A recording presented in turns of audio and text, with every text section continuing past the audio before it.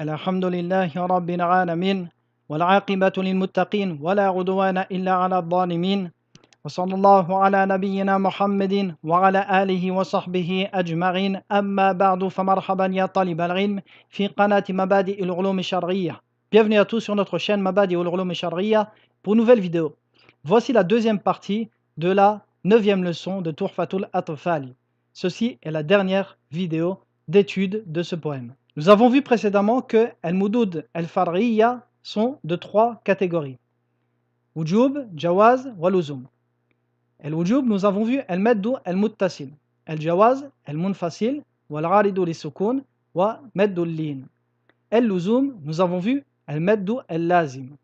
Nous savons que al-Maddu al-Lazim est de 4 catégories.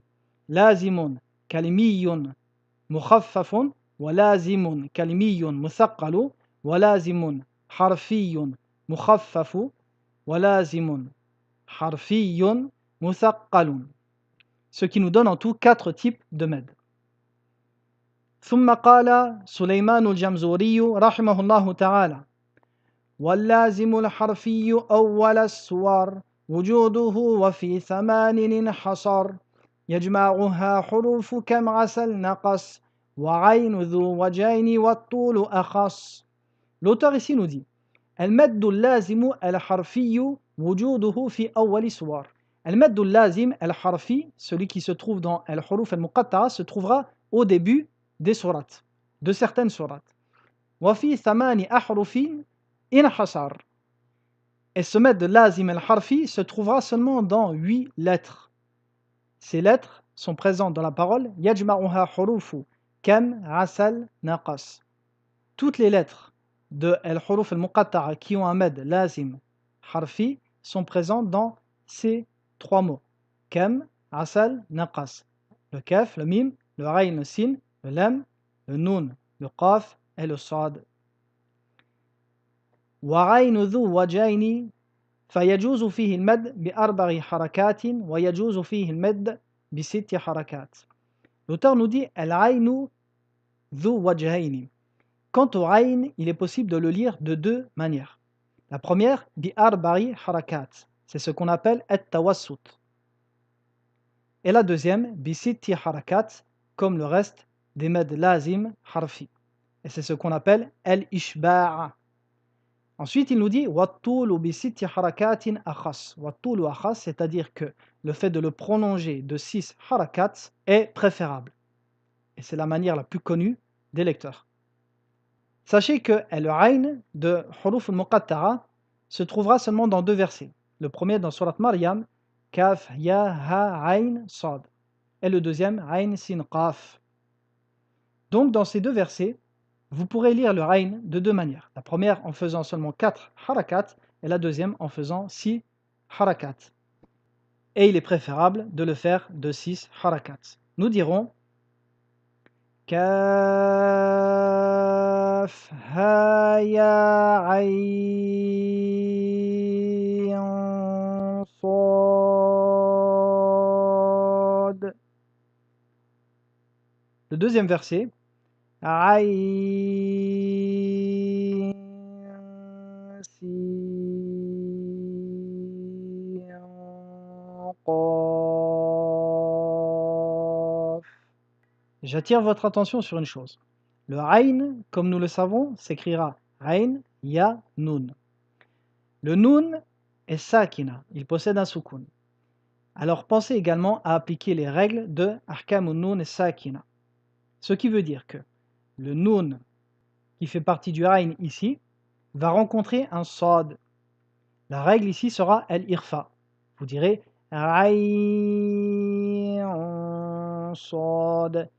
Vous ferez un Irfa du Nun dans le Sad. De même avec le Sin ici. Ayn, Sin. Donc pensez bien à faire le Med sur le Ya et ensuite à faire l'Irfa avec le Nun.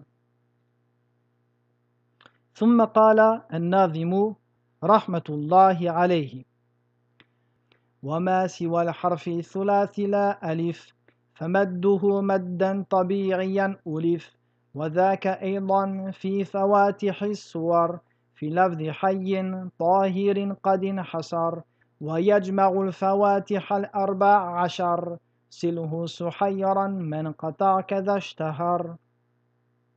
L'auteur ici classe les lettres qui débutent certaines sourates, c'est que nous nommons al-huruf al-muqatta'a, en trois catégories. La première, celles que nous avons vues précédemment, qui sont comprises dans la phrase kem, asal, naqas. Celle-ci, comme nous le savons, possède un mad lazim harfi. La deuxième catégorie, il nous dit wama siwa al-harfi al-thulathi. Excepté la lettre composée de trois lettres, فَمَدُّهُ مَدًّا طَبِيعِيًّا أُلِف. Alors fait un med tabiri avec ces lettres.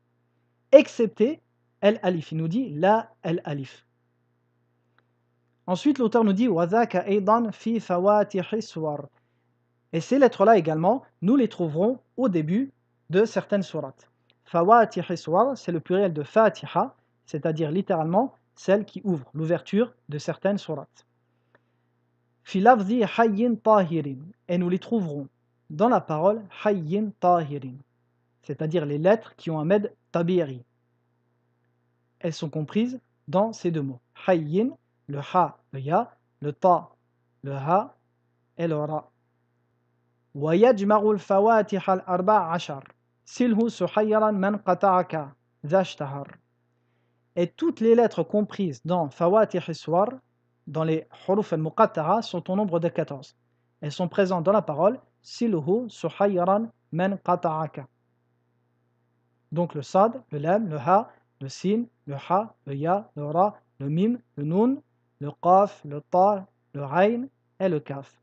Voici ici toutes les lettres que nous pouvons trouver au début de certaines sourates. En résumé, les huruf al-muqatta'a sont classées en trois catégories, comme l'a cité l'auteur. La première catégorie, el-alif.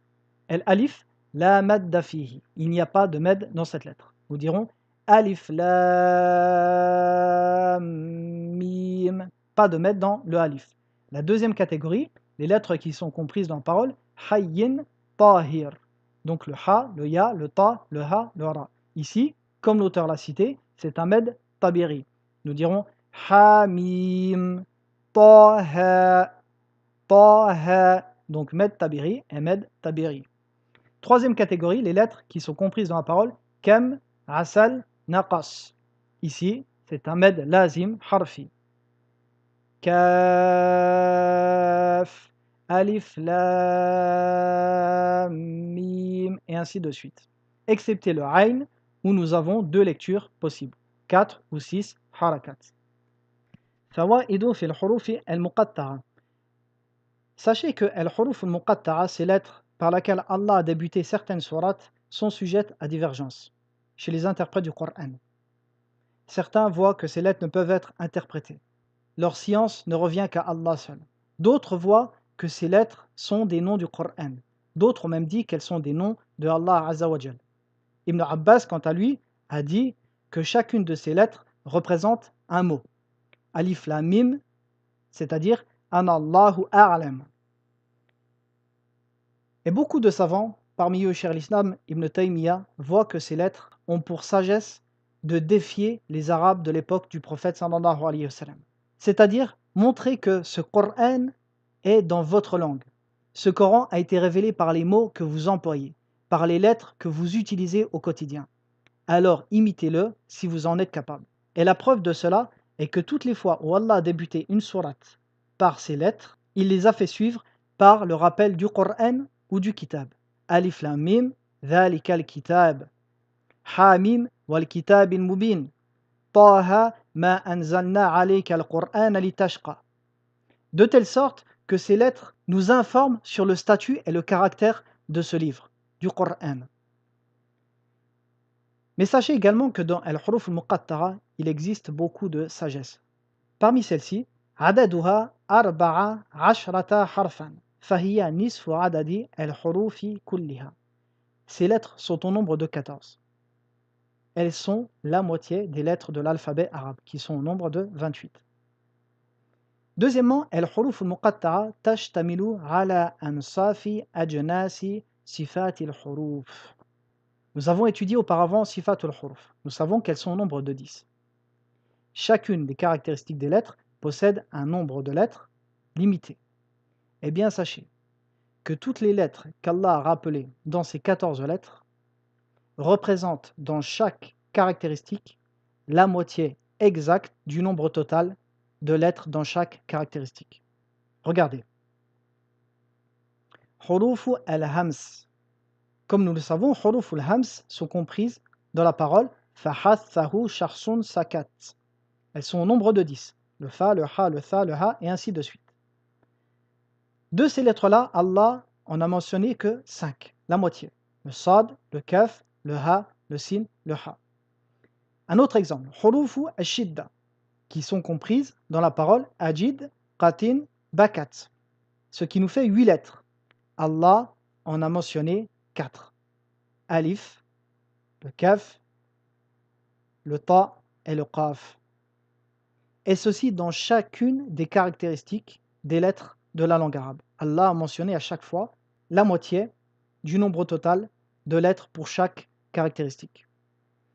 Et il existe beaucoup d'autres fawaïd sur al-huruf muqatta'a qui se trouvent dans les livres de tafsir. Al-khatimatu. Qala an-nadhimu rahimahullahu ta'ala.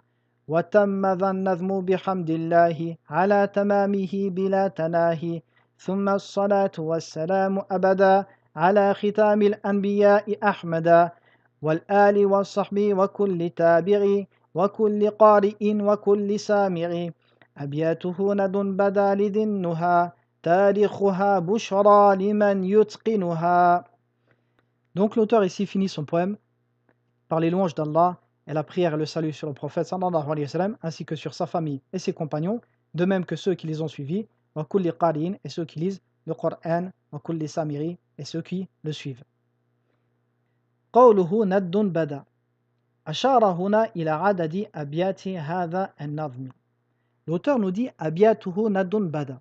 Les vers de cette poésie sont nadun bada. Nad, c'est une fleur qui sent bon. Donc ces vers sont tels une fleur qui sent bon. Seulement l'auteur ici nous indique quelque chose. Sachez que les Arabes ont codifié les lettres de l'alphabet. Pour chaque lettre, ils ont écrit un nombre particulier. Pour le alif, le 1, pour le ba, le 2, pour le jim, le 3, et ainsi de suite. Donc l'auteur ici nous dit Naddun Bada. Ici l'auteur nous indique le nombre de vers dans sa poésie.